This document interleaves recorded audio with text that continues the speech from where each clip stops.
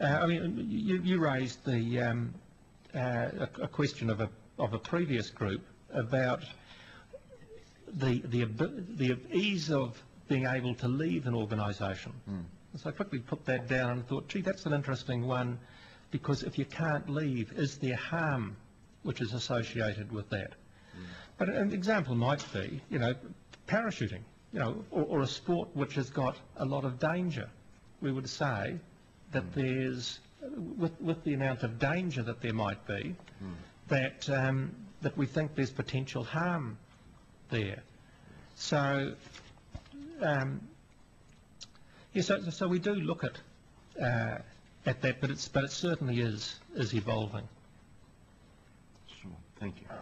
Senator Cameron? Yeah, Mr. Garrett, I'm just having a look at your website.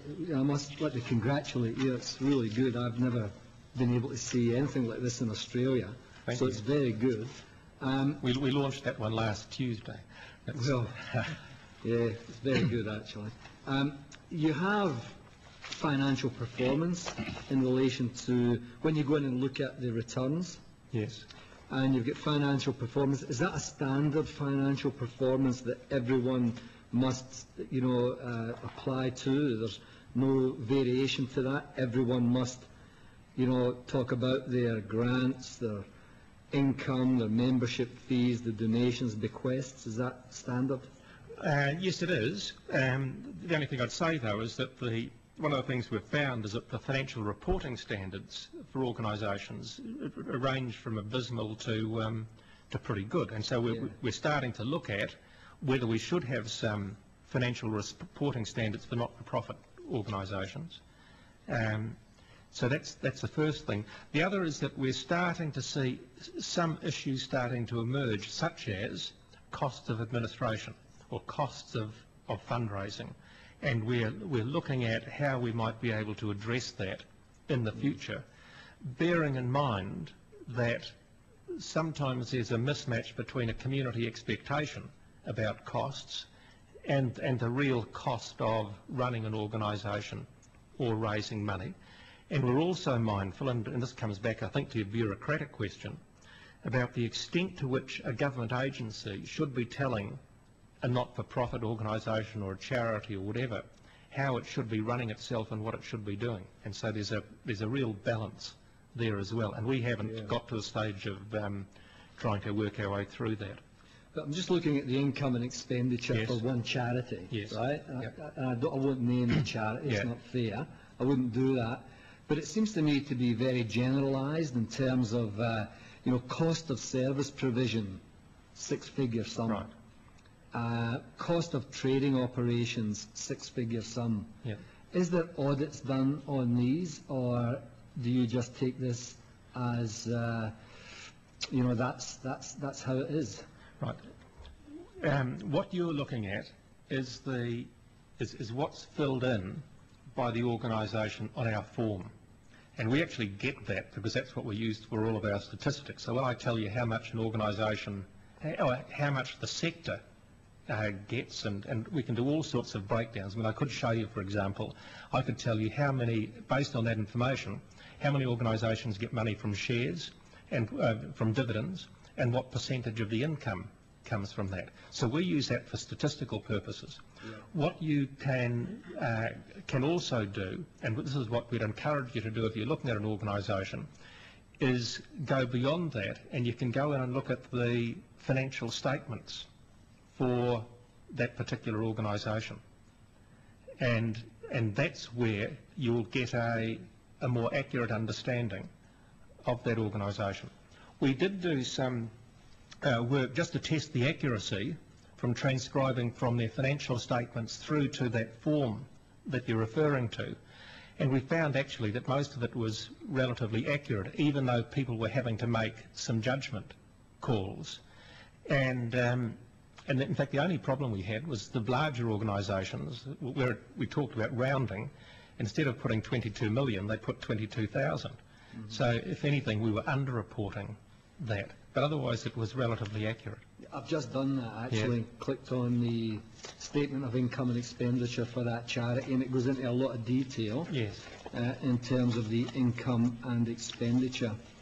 But So I'm not sure if you dealt with the issue of whether you actually go in and audit any of these to make sure that there is a public benefit and what they're saying is accurate?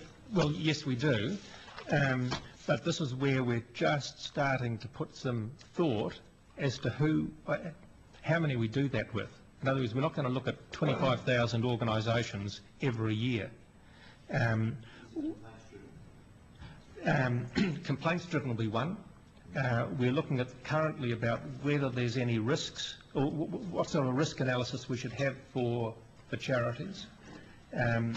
We're looking at, organisations which give out grants, for example. We would look at that. So no, we haven't quite got there yet. Getting yourself into the paper doesn't help, because we do tend to have a look at those organisations, but that's sort of a complaints-driven type nature. So when we've looked at 600 organisations over the past 9 months to test whether we thought there was anything particularly wrong, and for the most part we found that actually most organisations were pretty compliant. So I'm starting to think, is that the best approach, or should we put more effort into not one or two, a smaller number of organisations where we can go into just a little bit more detail? Sure. Thank you. Sorry, Senator Cameron. But actually I think the important thing Senator Cameron raised was the fact that, in a quick demonstration, which you've provided, that's how we're making every charity transparent. So while I mightn't look at every one of the 25,000, someone like yourself will, and because you've got a particular interest in the organisation, you're the one who's going to start raising some questions which you may deal with internally within the organisation, or come to us or someone else. Mm-hmm. See, some of these generic itemised accounts that just say general expenditure $200,000, could someone go, what's this about, and say to you, we don't think this is right, why would there be a general expenditure of 200,000? Would you then take that up? Yes, we will.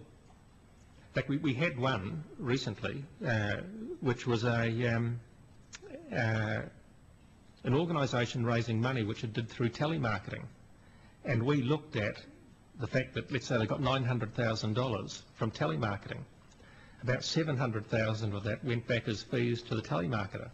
Yeah. When we looked, then another $150,000 went in admin costs, and when we looked, there was something like $6,000 went for the service. So 900,000 suddenly became 6,000.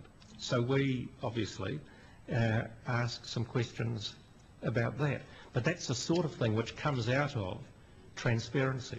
And you could do some statistical analysis, say, on charities that are receiving from $50,000 to $1 million, or $1 million to 10, yes, 10 to 20, and then maybe look at that and say, this is what you should be expending, or this is best practice, yes, on expenditure for costs. So that the bulk of the money can go back to charities. Can you do that? We can do that. I mean, there's lots of things we can do with that that register. Actually, I'll give you an example. We had a select committee which was looking at an issue, and actually it related to fundraising, and it wanted to know how many charities used third parties for fundraising. So we chose, if you like, a province or a state. We sent out a question, let's say to 2,500 charities. By the next morning, we had answers from 1,600 of them, and we could give an answer to the select committee the next day. They don't ignore you. Well, no, they don't. Well, and that's always the difficult. That's always the nice thing about being a, if you like, a benign regulator. People will give you answers. And in fact, one of the difficulties we got at the time being is that when people had to fill out the forms, they ticked every box in terms of what they did, I think hoping like heck that that would make them look more impressive.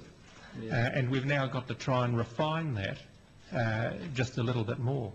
Can I just ask you, on your submission, you said to us that $4.5 billion was tax-exempt income in New Zealand? 14.5. Was it 14.5? Yeah. Yep. and charities received about $2.5 billion by way of exemptions.